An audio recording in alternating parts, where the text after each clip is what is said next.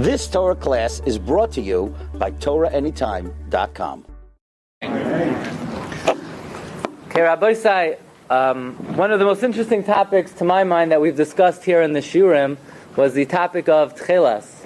Last year, we spent 5 Shiurim, if you remember, discussing the concept and the topic of Techeles, which Mr. Cuttlefish over here, which is a type of squid. And remember, the Radzina Rebbe was very successful.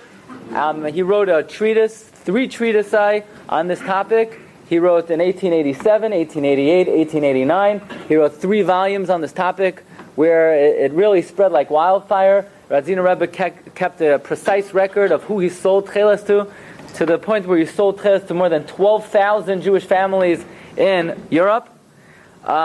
Later on, Rav Yitzchak Isaac Halevi Herzog wrote his doctorate, his thesis on the topic of Techeles, and he, for all intents and purposes, completely debunked the Radzina Rebbe's Techeles quite successfully, to the point, and the upshot was that the Radzina Rebbe was duped by an Italian chemist who, the Radzina Rebbe was not able to produce blue dye from the cuttlefish, but this chemist tricked him, and using a little bit of the chemical contents of the cuttlefish, he used that mixed with other chemicals to produce a blue dye. The only thing was, it had nothing to do with the cuttlefish. It was just a little carbon taken from that fish, because they tried doing it with a piece of roast beef and it produced the same blue wool. So Rav Herzog, and for the most part, most of Klal Yisrael rejected that Techeles. Rav Herzog suggested that the source of Techeles first was the Murex trunculus shell. However, Rav Herzog dismissed that because that shell produced purple color. And instead, Rav Herzog suggested that the Techeles came from the Janthina snail. There were major problems with that. The Janthina snail, the dye that it produces is undurable, it's unfast, it doesn't stick to the wool. And for the most part, all of the questions that Rav Herzog had on the Murex trunculus have been answered today. For instance, Rav Herzog's question on the Murex trunculus was that it produces a purple color. Well, if it's exposed to direct sunlight, it produces a blue color. And many of the other questions that Rav Herzog had on it, for instance, Rav Herzog asked, well, the Murex trunculus does not produce a chemical that holds fast to the wool. Well, that's simply not true anymore. Actually, the dye from the Murex trunculus is possibly the most fast dye and the most durable dye of anything known on this planet. You could soak it in bleach, it won't come off. So there are many, many Talmidei Chachamim today, and many from Jews, and by the account of the Techeles Institute, more than 200,000 observant Jews are wearing Techeles. I can't tell you if that's true or not. Maybe 200,000 people bought it, but I don't know if it's necessarily true that they're wearing it. Since the last year, I've received many phone calls from literally all over the world, from relatives of Gedolei Yisrael, all the way to the head of the Techeles Institute himself, who actually did not agree with the conclusion of the Shiur. However, he did appreciate the research of the Shiur, and he asked that all 5 Shiurim be included in his museum. So if you go to the archives of the museum, what I'm told is these 5 Shiurim appear. Now, to appreciate today's Shiur, you don't have to know anything we said in the past about Techeles. So in case you don't remember every detail from last year, it's okay. But if you really want to get the maximized benefit from the Shiur, I suggest, over the course of the next week or so, or next couple of weeks, go back, listen to the 5 Shiurim again. And they are last year Parshas Shelach, Parshas Kairach, Parshas Chukas. We skipped Balak. We did a different topic last year, Balak, Pinchas, and Matos. And you'll see many of the fascinating explorations that we underwent last year. And just to give you the conclusion, the conclusion was very definitive. And that is, the conclusion was Rabbi Yashiv penned the tshuva, where he definitively comes out for 5 reasons not to wear the Techeles. Reb Chaim Kanievsky goes so far as to say that even if you only have one pair of tzitzis and you're stranded on a desert island, if that tzitzis has techeiles on it, don't wear it. Rav Ovadia Yosef said not to wear it. And Rav Moshe Feinstein, as reported by authoritative sources, did not go for it. And our conclusion was, therefore, this is an issue that affects the entire Klal Yisrael to follow the Gedolei Yisrael. But even though we came out with the definitive conclusion, Ein Beis HaMedrash B'li Chidush, we have an entire new shiur today, new sources, new ideas, new thought, and let's see if over the past year anything has changed and what other information we could delve into. Okay, we begin this evening with a sefer that I don't think we ever quoted before in the shiurim. The name of the sefer is Meir Einei Chachamim, written by one of the Talmidim of Rav Meir Yechiel Halevi, Oistravtza. The Oistravtza Rebbe, who was an incredible figure, really a remarkable figure. He was born in 1852, passed away in 1928. Now, the Oistravtza was like a Malach Alekim, literally like an angel. First of all, unlike other Rebbes, he had no lineage. His father was a bagel, he baked bagels. His father made bagels. And they used to ask, when a Rebbe says Torah, you have to say over from the Tata, you have to say over from the Zayda. So they asked the Oistravtza, was sagt the Tata? He said, the Tata sagt that fresh bagels are better than stale bagels. And then they said, was nach? What else? The Tata said, when the oven is shut tight, the heat stays in better. But he learned from there, if the oven when the oven is shut tight, the heat stays in better. Keep your mouth closed. That's what he learned from that. Anyway, so the Oistravtza was a very holy Jew. By the way, in Poland, even among the Hasidim, there were two great centers of lomdos, of learning, Sochachow and the Oistravtza. Oistravtza had one of the most prominent yeshivas in all of Poland, and for the last 40 to 50 years of his life, he didn't eat. Ever. What? Eat. He did not eat. He fasted for approximately 40 to 50 years straight, never ate one thing during the day. Only at night he would eat some crackers and tea. To the point where at the end of his life, he was literally skin and bones. The family pleaded with him, please eat. He would not eat. The Imrei Emes pleaded with him, please eat. He said, look, your father is the Sfas Emes. Your father fasted for you. I have to fast for myself. At the end of his life, he was so cold he had to be under the pillow, under the covers. But he was a very holy Jew, and he writes a certain prediction of the Baal Shem Tov. And he writes on this week's Parsha, number 1, V'nosnu al tzitzis hakana p'sol techeiles, says the Oistravtza, Amru hatzadikim b'shem ha-Baal Shem Tov, shekoidem bias ha-Mashiach, before Mashiach comes, Yevakshu l'kayeh mitzvahs tzitzis ha'idei techeiles, people are going to search for techeiles. So the Baal Shem Tov apparently made some kind of prediction or prophetic prediction that before Mashiach comes, we're going to search for techeiles. And in fact, we see over the last century there has been great movements to look for authentic techeiles, be it Radzina Rebbe, be it Rav Herzog, be it today the various institutes. Now, interestingly, Baal Shem Tov did not say they're going to find techeiles. He just said they're going to look for it. And the Oistravtza wants to know, what is the meaning of this? Why dafka before Mashiach comes are they going to look for techeiles? We don't find they're going to look for the Aron. The only person that searches for the lost ark, is not of Jewish origin, right? The search for the lost ark, we don't find any of the Rabbanim looking for the lost ark. We don't find anyone looking for the Mate of Aaron.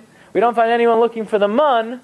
Why dafka did the Baal Shem Tov say they're going to look for the techeiles? Well, the Oistravtza says that Al Pi Kabbalah, that tzaddik is referred to as a thread of techeiles. What does the tzaddik have to do with a thread of techeiles? Well, he says the following.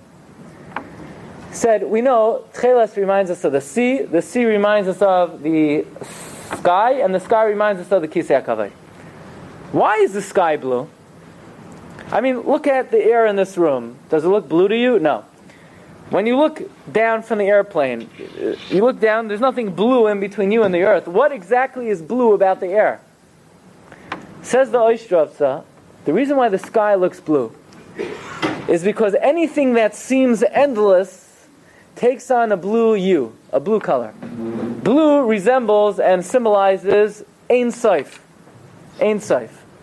That's why you look at the ocean and it seems like it's endless. You can't see the end of it. It looks blue. The sky looks blue because it's mamish ein sof. That's why the tzaddik is considered a psil techeles. Because Chazal say that you should seek Torah from a Rabbi who's doimel a malach Hashem. Why should it be doimel to a malach? Just like everyone acknowledges we don't fathom the depths and what a malach means. We cannot be masig. We can't even wrap our minds around what a malach is. So you should seek out a Rebbe who you can't even fathom their greatness. That's why the tzaddik is called Techeles. And therefore, before the end of days, you know why people will search for Techeles? Because as Mashiach is coming, it seems so far off. It seems like it's never going to come. It seems like it's Ein Sof. That is resembled by the Techeles, the blue color. It seems like the end of days is never going to happen. We're waiting and waiting, and it's just so elusive. It's so not never ending. It's so Ein Sof. So that is symbolic of the search for Techeles, and that is why the Baal Shem Tov predicts that before Mashiach comes, we're going to search for Techeles. Now, you should know that it's not just a fad, or it's not just something that people are into, but you should be aware that there were many great Gedolim and Poskim who did wear Techeles. Now, I think we mentioned in the 5 parts that we learned last year, one of the Gedolim who legend had it, wore Techeles was the Marsham. Marsham was the Posek Hadar at the end of the 19th century, beginning of the 20th century. And in fact, I found this week, right as I was preparing for the Shiur, in the ethical will of the Marsham, in the Tzava of the Marsham, if you look at number 2, and he wrote a sefer on Chumash called Techeles Mordechai, which, by the way, has nothing to do with Techeles. It's just coincidental that it's called that. The Marsham writes in his Tzava that when he passes away, they should take his talis without the atara, and you should tie Techeles onto the talis that he's buried in. Marsham was the Posek Hadar. And then he says some other interesting things. He has some dirt from Eretz Yisrael. He says, please sprinkle it over my body, especially b'makom hamila. And then he asks his family to learn Mishnayos for him, and especially a certain Perek Zayin and Mikvos. But amazingly, we see that the Marsham not only wore Techeles secretly, he wanted and he asked to be buried in Techeles. In the Sefer Orchos Rabbeinu, the Stipler once told one of his Talmidim that if not for the fact that people look at every little thing that he does, he would do other things. In other words, Stipler says, like, people look every single thing I do. They think because I tie my shoe, so now before you open up a Gemara, even if your shoe is still tied, you tie it again because I tie my shoe. The Stipler says people don't leave me alone. They look at everything I do. They think, I'm about to learn and I blinked my eye, so now everyone's blinking their eye. But if not for the fact that everybody's watching everything I do, I would do more things. So he said, like what? Like wearing Radziner Techeles, he says. Now, this is all anecdotal evidence. The Stipler said he would have. I don't understand what that means. Why would he have worn the Techeles? If he thinks maybe it's the real thing, then he should wear it and let everybody learn from him. It's a little bit dubious exactly what this story is. But one thing it is reported is the Chazon Ish did not go for it at all. Chazon Ish did not hold of it. They said the Chazon Ish, look, you're right, if it's not Techeles, but it's not harmful, you're not hurting anybody, you're not doing anything wrong, so Chazon Ish says, fine, so then bring me a cow and I'll color my tzitzis with the blood of a cow. It's not harming anybody. Just because it has no downside, it's not a reason to do something. It also has no downside to spin around and flip and stand on your head for 30 minutes. It has no downside. Doesn't mean you should do it just because it has no downside. Chazon Ish said there was a guy in Kosovo who wore glasses with no lenses. So they asked the guy, were you crazy? Why are you wearing glasses with no lenses? The guy said, well, even though it doesn't help me, it doesn't hurt me either. So Chazon Ish said the same thing about Techeles. But it's ridiculous to say that, well, it has no downside, so you might as well do it. There are a lot of things that have no downside. Also, there's no downside, take your hat and put it on upside down. There's no downside. That's not a reason to do something. Chazon Ish did not go for it. In fact, if you look at number 4, in the Dinim, the Hanhagos of Chazon Ish, it's well known, Chazon Ish did not hold of any of the techeiles. Not of Radzin techeiles, not of Rav Herzog's techeiles, not of the Mirek Strunculus. He did not go for the whole business. Rav Ben Zion Abba Shaul, one of the, right, if you remember last time we brought down the opinion of Rav Yitzchak Yosef, who said, look, you want to know what to do?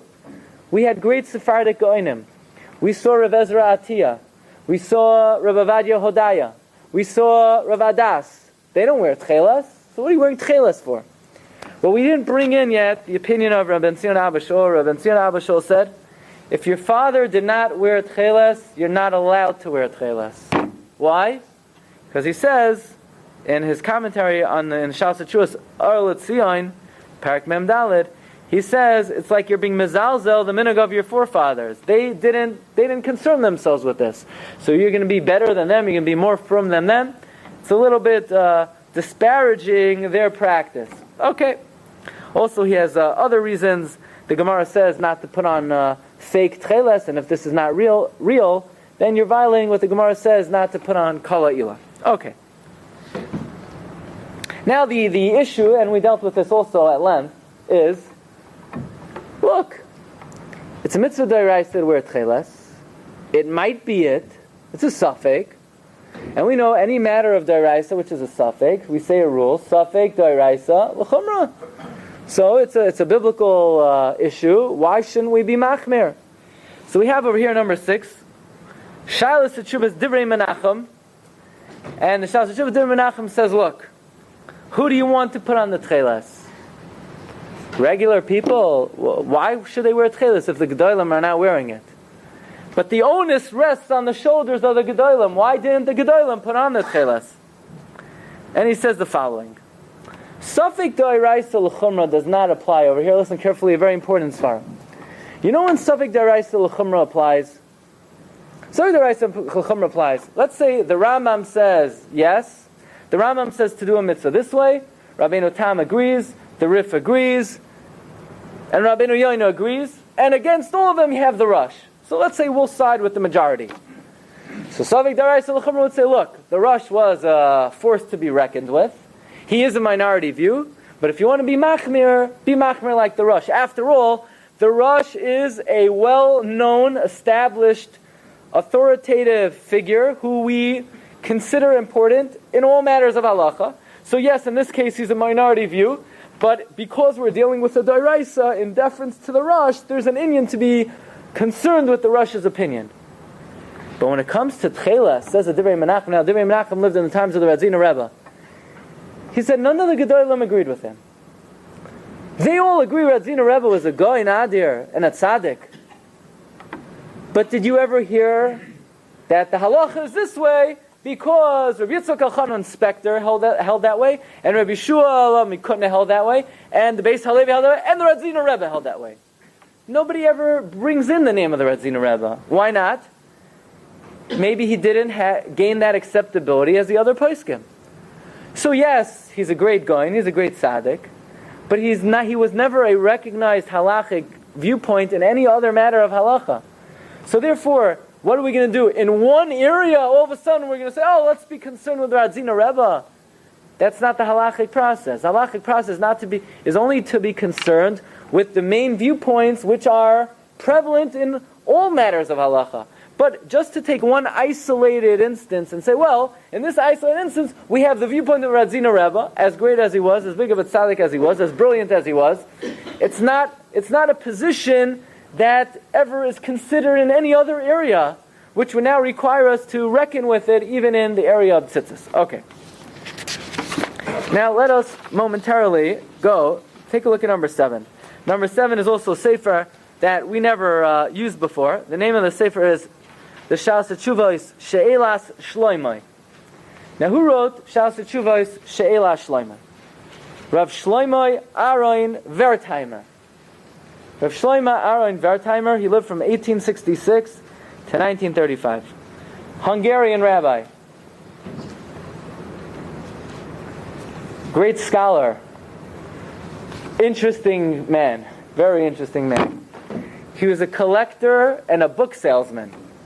So, he was born in 1866. 5 years later, his parents skedaddle from Hungary. They go to Yerushalayim. And he's very interested in books, collecting old manuscripts, collecting old Sfarim. So he decides to leave Eretz Yisrael and he moves to Egypt. He goes to Egypt. What does he do in Egypt? He's fascinated with the Cairo Geniza. He gets his hands on a lot of ancient manuscripts in the Cairo Geniza, and he starts selling it off to London. Starts making money by selling it off to... Everybody wonders, in the museum in London, in England, in Cambridge University, they have a tremendous collection from the Cairo Geniza. How in the world does Cambridge University have such a large collection from the Cairo Geniza? The answer is, Reb Shlomo Aaron Wertheimer was a very good businessman, and he used to sell off different manuscripts to the museums and university in England. But anyway, he did not agree with the Radziner Rebbe at all. He said, first of all, if you remember from the last year, one of the main questions on the Radziner Rebbe, and this was the primary reason why Reb Avadia Yosef and why Reb Chaim Kanievsky did not agree with any of the Techeles, because there's a Medrash and there's an Arizal that say the following. Techeles was nignaz. Techeles was hidden. And nignaz means, like it does throughout Shas, the Aron was nignaz, it ain't coming back till Mashiach comes. But there are many items. The Shemen HaMishcha was nignaz, it's not coming back. And it says the same thing about Techeles. So says Reb Chaim Kanievsky, says Reb Avadia Yosef, if you believe in the words of the Medrash, then we can't have Techeles until Mashiach comes. The Radziner Rebbe already addressed that. And the Radziner Rebbe said, oh yeah, if Techeles was nignaz, then why was it only mentioned in the Medrash? Why isn't it mentioned in the Gemara and Soita that lists all the items that were nignaz? It must be, says the Radziner Rebbe, that Shas Bavli holds it wasn't nignaz. To which Reb Shlomo Aaron Wertheimer says, no, that's not the reason why the Shas doesn't say it was nignaz. The reason why Shas doesn't say it was nignaz is because in the time of Shas, it wasn't nignaz yet. It didn't happen yet. Because if you look throughout Shas, for instance, in the Menachos, Daf Mem Beis, the Amoraim still had Techeles. Rabbi Choi, one of the last of the Amoraim, some say he was even one of the Rabbanon Savaroi, he had Techeles. So the reason why the Gemara doesn't say it was nignaz is not because the Gemara argues on the Medrash and the Gemara feels it wasn't nignaz. It's because, of course it was nignaz, but not yet. Not yet.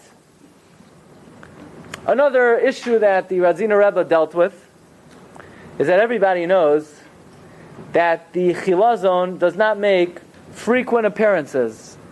How often does the Chilazon appear? Once every 70 years. Does anybody remember the scientific terminology for a once every 70-year appearance? Remember, we learned last year, the septuagenarian appearance, right? The once in every 70-year appearance, the septuagenarian appearance. Well, many asked on the Radziner Rebbe, this cuttlefish over here, this guy over here, if you go to the Mediterranean Sea off the coast of Italy, you could photograph thousands of them. I mean, they're like, goldfish. They're everywhere. They don't appear once every 70 years. To which Radziner Rebbe said it doesn't mean it appears once every 70 years, because in the Navi says that Nebuzradan made the survivors of Yerushalayim, he gave them a career. And the career was they became chilazon catchers. Now, what kind of career is it to catch a fish that appears once every 70 years? Imagine a father, he catches one, and then he tells his kid, kid, I don't know how much longer I could do this. I want to pass on my legacy to you. So what's the kid supposed to do for the next 69 years exactly? He's supposed to sit there by the seacoast twiddling his thumbs until the next septuagenarian appearance of this monster in the ocean? Obviously, says Radziner Rebbe, if Nebuzradan gave people a career of catching the chilazon, it must appear all the time. Every 70 years, maybe he makes, special appearances, with spotlights and he does a whole song and dance, but he's always around.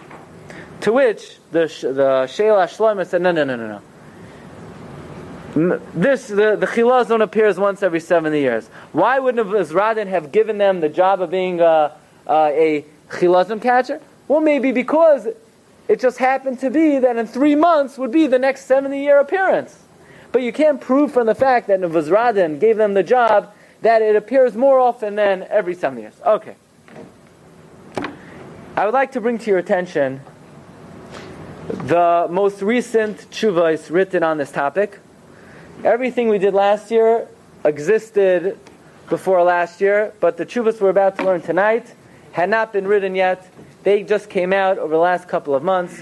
One of the great poskim now in Eretz Yisrael, one of the up-and-coming recognized poskim, really by all strata of Jewish observance, is Rav Weiss. Rav Weiss has a machon in Eretz Yisrael, L'Haira, very well-acclaimed posek on contemporary issues as well, medical issues. And Rav Weiss, in Chelak Beis of the Shas Shus Minchas Asher, was very fascinated with this topic. So he wrote, out of the first 5 tshuvos in the Sefer, 4 of them are about Techeles. So I want to share with you his opinion about Techeles. And he begins by dealing with the issue, again, not Radzina Techeles, not the Janthina snail, but rather the Murex truncula shell, which the institutes in Eretz Yisrael are very much behind. And Rav Weiss starts off by saying, in number 8, this is Chelak Beis, Siman Beis on the 3rd line, Ulanias daiti, loy ra'isi koraya, dehechroch sha'achein minzeh hu'chilazon atcheles. Basically, there is no indication, there is no proof, there's no reason to assume that this is Techeles. Why not? First of all, says Rav Weiss, why should you wear it? Because maybe it is? No. That doesn't make any sense. Maybe it is. Maybe is not a reason to do something in Judaism. A reason to do something would be, there is a source in the Gemara, some poskim say like that. Just maybe? That's not a suffix. Maybe. Maybe a rhinoceros is the chilazon. You know it's not? It also takes a bath. How often do you see rhinoceros? I know some people, they see it once every 70 years. Maybe it's the chilazon. Maybe a unicorn is a chilazon. I don't know. Just because maybe? Jews don't do things because, somebody thinks, someone speculates maybe. Says Rav Weiss, "Be'emes benidon didan ein kan safek mugdar klal." It's not a definitive safek. This is not a concept of safek. Safek has basis, not mere speculation. And then Rav Weiss says the second argument. If you turn over your page onto page 3, 3rd paragraph. Now we know in Hebrew the murex trunculus is called purpura. And the Gemara says about the chilazon a few simanim. Number 1, the Gemara says that its body looks like the sea. It looks like a fish. It comes up once every 70 years. And with its blood you die techeiles. Says Rav Weiss, of these 4 characteristics, how many of them are met by murex trunculus? 0. Number 1, the murex trunculus is not a fish. It's a snail. Number 2, it doesn't look like the sea. It's not blue. It's sandy colored. Number 3, you don't use its blood. It doesn't have blood. It's a snail. Snails don't have blood. They have liquid inside of them. Number 4, the Rambam says it's found in the Dead Sea. These are not found in the Dead Sea. Guess what's found in the Dead Sea today? Nothing. Now the truth is we addressed that last question last year, and that is very possibly whenever the Rambam refers to Yam HaMelech, he refers to a body of salt water as opposed to fresh water. The Rambam very likely refers to the Mediterranean. Then Rav Weiss says, also it doesn't come up once every 70 years. So of the 5 characteristics mentioned by the Gemara and the Rambam, none are met by the murex trunculus. Then says Rav Weiss, but these people who purport to that they have found the techeiles, they think like a heavenly voice came down, like a baskol came out. We're the blood of the murex trunculus. Says Rav Weiss, I must have missed that baskol. I didn't hear the baskol. These people think like God Himself came down and said, this is the Techeles, and that everybody has to answer up every Gemara and every Maimer Chazal in order to stuff it into the words of the Gemara. Where does this premise come from? What is it based on? Number 3, we know Chazal say, Techeles is similar to the sea, which means Techeles is blue. Says Rav Weiss, does anybody know what color the murex produces? Produces purple. Now, did anyone here ever see the sea? You saw the sea in your life? Is the sea purple? Sea ain't purple. Some people here have shirts that are more similar to the sea than the purple color of the murex trunculus. But it says Rav Weiss, it doesn't look like the sea. So you say, well, it's pretty close. It looks more like the sea than, let's say, yellow or red. That's a reason, that's a siman, that means it is. And then Rav Weiss says, Rashi Shita in Parshas Truma, Rashi Shita in our Parsha, Rashi in Masechta Bracha says that Techeles is similar to the color of Yaroik, green. Now there are seas in the world that have a greenish tinge to them, right? The murex trunculus does not produce any color that has even a figment of a hue of green. Then says Rav Weiss that how do they produce Techeles today? Well, the Rambam explains how to produce Techeles. He says you take the blood of the chilazon and you take the various chemicals and you boil it. Is that what they do today? Yeah, they do that, but they just do one more thing. It's impossible to make Techeles from murex trunculus until you do a very important thing. You expose it to direct sunlight. Why would the Rambam have left out the most important ingredient in making Techeles? So you say, the Rambam took it for granted. Obviously you're making it outdoors, so the Rambam doesn't have to write that it has to be exposed to direct sunlight. Says Rav Weiss, really? What kind of ridiculous thing is that to say? That of course the Rambam assumed you were making Techeles outdoors. Who makes anything outdoors? What, it didn't rain in the times of the Rambam? It didn't rain? Rain hadn't been invented?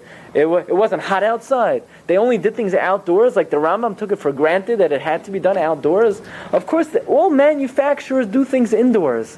So if the presumption is that it was manufactured indoors, and the only way to make the murex is to expose it to direct sunlight, why wouldn't the Rambam have mentioned that?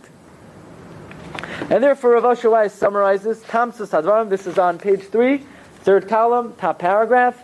Tamsus Hadvarim, Lo Roisi Bozeh, Afilu Shemetz Raya Likbayra Bebira Sheyoidimanu Malchilaz. I haven't even caught a whiff of a semblance of an inkling of any kind of indication. In other words, what percent is it that this is Techeles? 0%. Or maybe a little bit higher. 0.000001. Would anybody do anything? Maybe, by the way, tomorrow at 1 o'clock, go to the bank. Why? Because they might give out money for free. Anyone going? So yeah, right? No, nobody does things based on that. Nobody runs their life that way. You need basis, not an idea and then let's stick it into every Gemara. And therefore, and then says Rav Weiss, well, there are certain criteria that the murex trunculus does fit into. For example, the Gemara Megillah says it's found off the seacoast of Zevulun, and the Gemara in Megillah says that the pasuk Usefune Timun Echal, it's one of the treasures of the sand. Yes, this snail is found in the sand, and one of the criteria the Gemara in Shabbos says is that it's caught with nets, and the Gemara says when you crack it open, it dies. So says Rav Weiss, well, these 4 criteria are met by the murex trunculus, says Rav Weiss, so is every other aquatic creature in the entire world. Yeah, they're also found off the seacoast of Zevulun. They're also sometimes in the sand. You also catch them with nets. Now all of a sudden I have to color my strings with this thing because it's caught with a net. So is a goldfish. So is a tuna fish. Every fish is caught with a net. And therefore, says Rav Weiss, well, some want to say that But this is the only way to produce blue wool. Then what else is it? That's the reason, because otherwise what else is it? Imagine if a prosecutor came to court and said, jury, he's the murderer, because if it's not him, then who could have done it? How long is that case going to last for? Because who else could have done it? Oh, it must be this is techeiles, because otherwise how do you make it? I don't know. That's what we said. We don't know how to make it. That's why the Chazal say it went lost. It was nignaz. Says Rabbi Weiss, from the beginning of time, thousands of species have become extinct.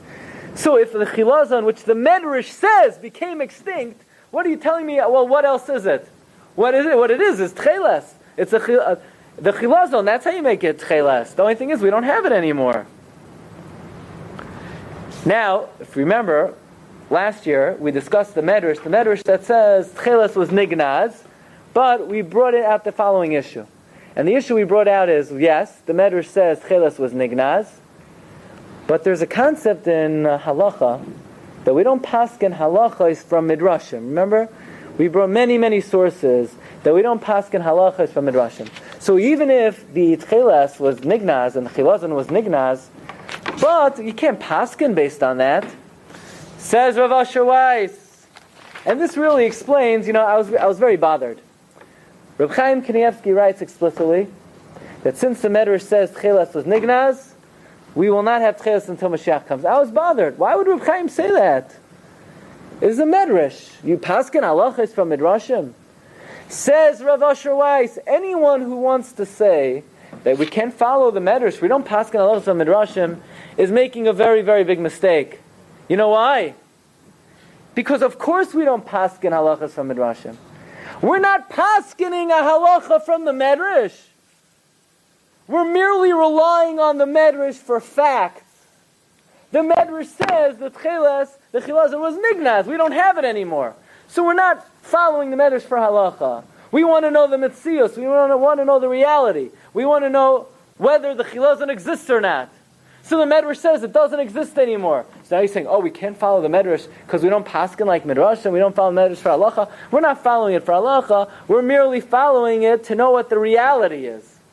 And therefore, says Rav Asher Weiss, it's a big avla to dismiss the Medrash, to say, we don't paskin like Midrashim. Now, I'm not sure how big of an avla it is, because it's not just we don't paskin like Midrashim. It's very hard to know what a medrash means. When a medrash says something, it's very hard to know what it means. In fact, there are some mefarshim that learned that when the medrash says it was nignaz, it means it was forgotten.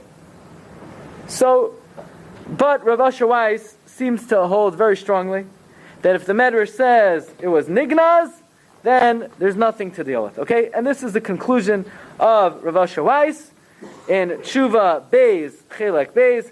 Ein kol mitzvah litzbayas hatzitzis b'tzeva mesayim. You want to know, if you buy techeiles, are you doing a good deed? Says Rav Asher Weiss, you are not doing a good deed. Maybe you're doing a good deed because the owner of the Svarim store is a Jew, and it's very expensive, and you're being mefarnes him. So you're giving him $100. So you're right, it's a good deed. You're giving a Jew more money. But in terms of your observance of a mitzvah, are you considered being mahadir in a mitzvah of Rav Asher Weiss? No, you're not doing anything. But whoever asked him the question in Tshuva Beis was very persistent and very steadfast in his opinion, and he went right back at Rav Asher Weiss in Tshuva Gimel.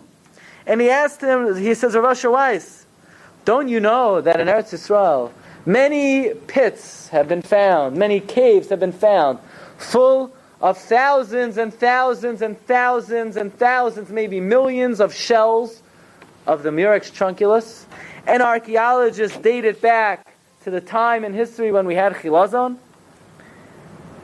And don't you know, Rav Asher Weiss, that if you look in the Greek historical books, namely Plino says that purpura is Murex trunculus? And don't you know, Rav Asher Weiss, there's no other way to make blue color? Says Rav Asher Weiss, what in the world are you talking about?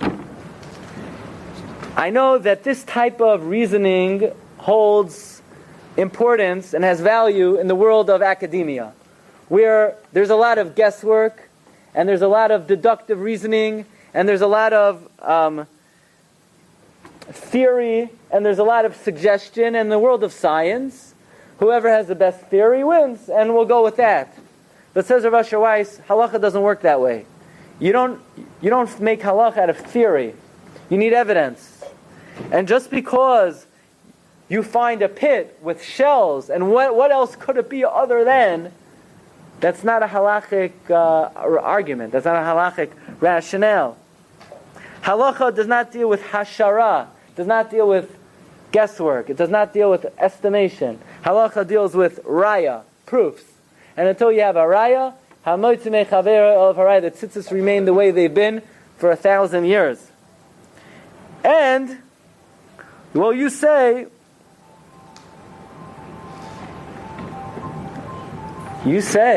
that how else are you going to make blue wool? I don't know how else. I guess you won't make it. Just because there's no alternative, that just means chilazon has gone extinct and there's no other way to make it. But, says Rabbi Weiss, here's a very interesting point. The proponents of the Murex Truncula say one simple question. Chazal say you could make blue wool out of techeiles, but not out of kala ilan. Kala ilan is a fake imitation techeiles, indigo. So the proponents of the Murex Truncula ask, if this is not authoritative techeiles, if this is not authentic techeiles, then why weren't Chazal also afraid? Why didn't they also warn us? Don't make it out of indigo, and don't make it out of the Murex Trunculus. If Murex Trunculus is a fake, why didn't Chazal warn us about it? Oh, they say it must be because it's not a fake. It must be Murex Trunculus is the real thing. Otherwise, if it's a fake, then Chazal should have warned us against it. Says Rabbi Weiss, you know why they didn't warn us against it? Because it's so far off from techeiles, it's so the wrong color, it so does not resemble techeiles in any way, that no one would ever be duped into thinking that this is it because it's purple and we know techeiles has to be blue. But we know that the color of real techeiles is the exact same color as indigo. And the Murex Trunculus produces the same exact color as indigo. The Rishonim already say the color of techeiles is indigo. And the color of the Murex Trunculus is indigo. Says Rabbi Weiss, who says that the indigo of 1,000 years ago is the same indigo as today?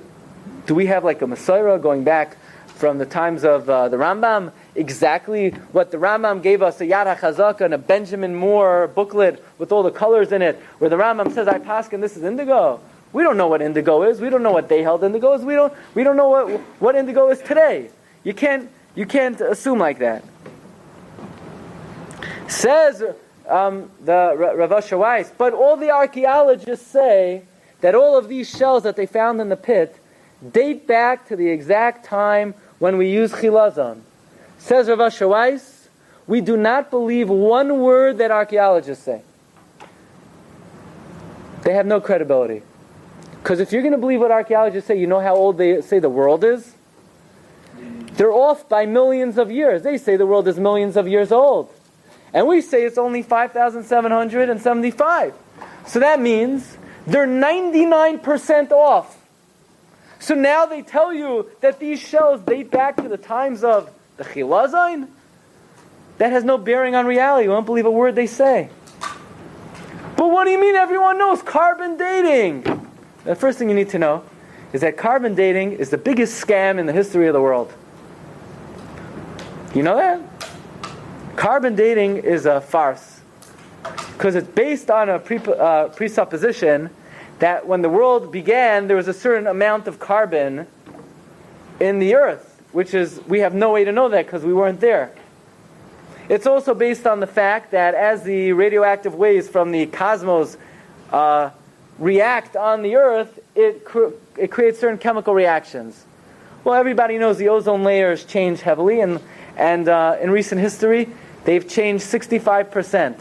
So carbon dating is not reliable at all. So now you're going to rely on archaeologists. They date it back to that time. And the obvious answer is the following. Anyone here wearing a blue shirt today? Almost everyone in this room has some blue in their shirt. Right? Are you wearing techeiles? Did you get it from the chilazon? And nobody in this room's shirt came from the chilazon. Now guess where they got it from in ancient times? They got it from the murex trunculus. It was a very strong dye. So, it must be they used it for techeiles. What's that got to do with techeiles? They have pits with thousands of these shells. Why? Because people like to wear blue shirts. Jews like to wear blue shirts. That's it. Then, now, there's no bearing on techeiles. Okay. And therefore it says, Rav Asher Weiss, thank you for your letter. It was very informative. But, as they say in Yiddish, nice try, but no cigar. He says, and then the person was at it again in the third tshuva. And he didn't leave it alone. And he says, Rav Asher Weiss, but everybody knows that the color of techeiles is indigo. You can't argue on that. The Rishonim say that. And we know murex trunculus produces indigo. To which Rav Asher Weiss says, I know it produces indigo. It produces the indigo of today. But who says it produces indigo of 1,000 years ago? We have no idea what indigo of 1,000 years ago is. And says Rav Asher Weiss, my main problem with the new techeiles is that it's based on principles that are not allowed entry in the halachic process. It's based on presuppositions. It's based on assumptions. And in science, things are based on assumptions. In halacha, we don't assume anything until you could prove it. And then, therefore, says Rav Asher Weiss, I'm sorry if I have to speak so sharply. I'm sorry if I've gone beyond my normal protocol. I like to speak to everybody b'derech kavod. But people come to me and they complain that the rabbis don't want to be moideh al ha'emes when the truth is so blatant. Says Rav Asher Weiss, just the opposite. It's those who deal in the world of academia, they don't want to question any of their presumptions. And therefore says Rav Asher Weiss, I must have missed the baskol that came down from heaven, that this indeed is the chilazon, and therefore kol hakavod, abracha v'hatzlacha, but this is not the chilazon. And then Rav Asher Weiss got another letter. It sounds like the next letter was a little nasty, where the person had tainus on him, tarumos on him, that why he's fighting against the people who wear techeiles. To which Rav Asher Weiss explains that I don't fight with anybody, I'm not against anybody, I know all the people who wear techeiles, I love them, they're all shomer Torah mitzvahs, and of course the only reason they're doing it is out of love for their mitzvahs. But says Rav Asher Weiss, as much as I love Jews, I love the truth even more.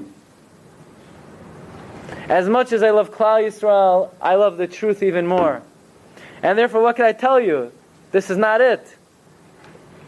Plino writes that the purpura is the murex trunculus. Ribbono shel olam. You're bringing a halacha from Plino. Plino was a Greek naturalist. Everybody knows even the words of the Rishonim, which they gave over every word to their Talmidim. Be'ema, uveyira, bereses, bezeya, besiludin, and nevertheless, the words of the Rishonim have many gersais. And Plino, who gave over his Messiah to a Roitseach, who gave it over to a Menoif, who gave it over to a Mushchas, who gave it over to a Mamzer, who gave it over to another Mushchas. You're going to bring a raya to techeiles from Plino? Are you? Says Rav Asher Weiss, excuse me for saying it, but anybody who thinks in these terms, Ruach Shtus Achsabai, he obviously been taken over by some kind of foolish spirit.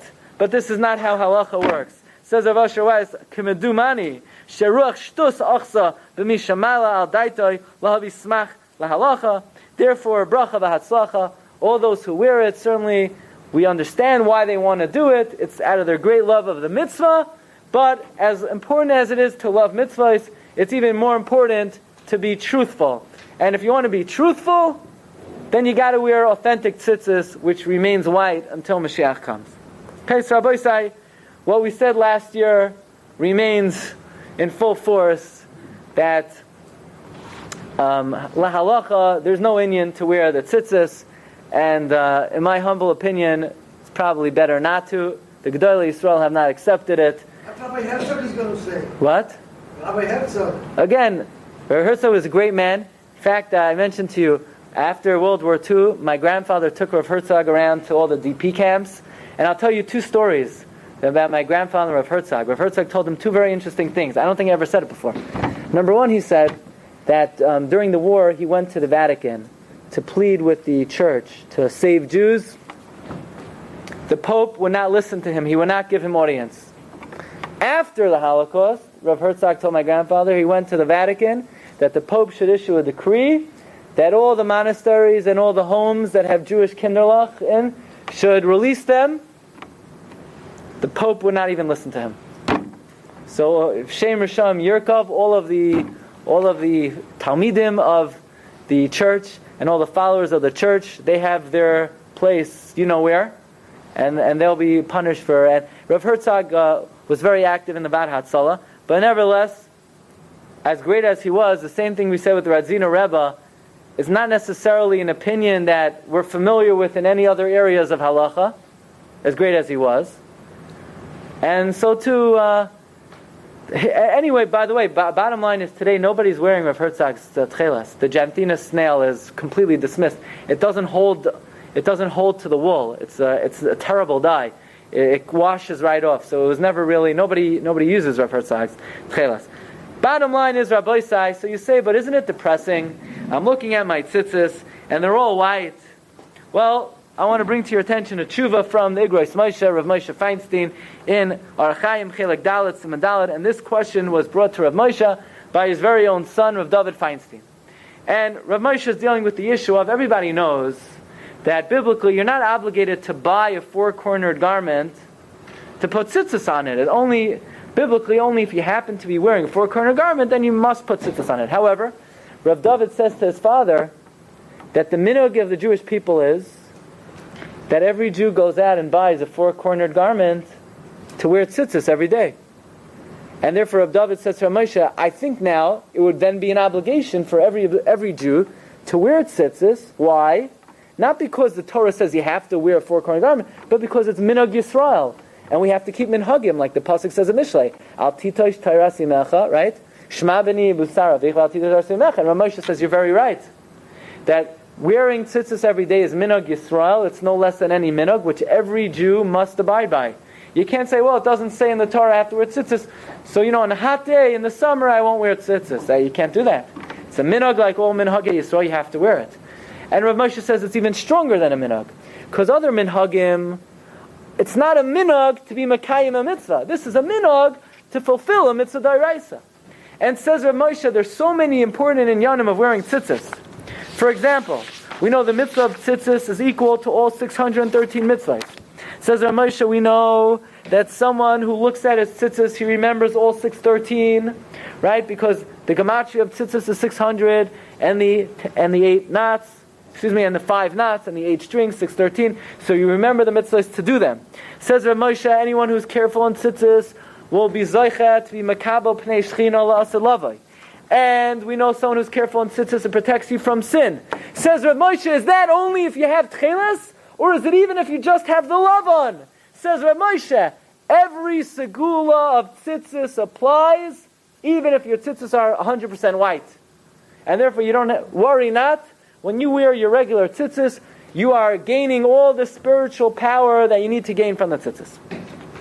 By the way, Chafetz Chaim writes, at the very end of Sefer Shmiras Halashain, that even though we don't really speak about this so much, we always refer to the mitzvah of wearing tzitzis, but the Torah also says, Ureisem, you should look at it. It says in Chafetz Chaim, it's number 13, that from the simple meaning of the pasuk, it seems like the Torah suggests that whenever you have a free moment, look at your tzitzis. It says the Chafetz Chaim, you're bored, you're sitting at a shiur, you don't know what the guy's talking about? Okay, at least look at your tzitzis. You're sitting in a class, you're waiting till it's over, take out your tzitzis. You're sitting on the train, you have nothing better to do, look at your tzitzis. Especially, says the Chafetz Chaim, if you're about to get angry, and you're about to do who knows what, or you're about to have a bad thought, then certainly look at your tzitzis, and that is a way to counteract the Yetzer Hara. So a good idea, says the Chafetz Chaim, he recommends taking a look at your tzitzis a few times a day. Is there a minhag or a halacha to where it sits at? That's a great question that has nothing to do with the topic that we're talking about. But certainly you should try to look at it as much as possible. I'm not going to discuss that tonight, but it's a good topic for some time. Okay. But I want to bring to your attention something very important, and then I'm going to add with something really out there. The Chida, one of my favorites, he writes in two places, in the Birkei Yosef. Birkei Yosef Siman Ches, Birkei Yosef Siman Chav Daled. Let's read it inside number 14 and 15. Mevarech le'statif b'tzitzis. Kasav harav hamakubal hachosid Marenu Rab Yaakov Tzemach. He writes the following. Tzorich lehistakel b'tzitzios keilu yesh by techeiles. You should look at your tzitzis as if it would have techeiles on it.